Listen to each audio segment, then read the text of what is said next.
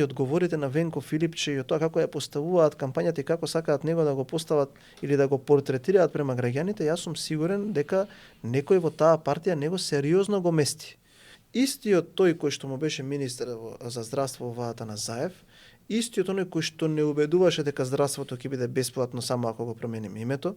истиот кој што учествуваше во таа кампања, кој што беше 2020 година активен во тие избори, во 2021-та, 2024-та беше носител на листата, сега ни се прикажува како нешто ново за кој дом ќе се бориме ние. За оној дом кој што тој го изради, во кој што со едно пакетче од Србија се радувавме на донесени вакцини кога пострелени во светот ги набавивме, за домот во кој што луѓе умираа по улица затоа што тој беше неспособен да ги прими затоа што со Старби договараше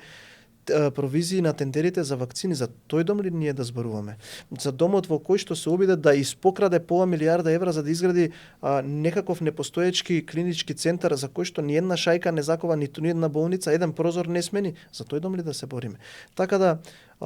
ова негово именување од страна на големиот брат кој што вие го кажавте од југот на Македонија, за кој што гледаме сега многу отворени прашања во јавноста, па до таа мера се најде повикан да се врати повторно во политиката, ќе заврши несообно, како што видовме во неговата цела политичка кариера, најверојатно се наоѓа за нешто да заработи.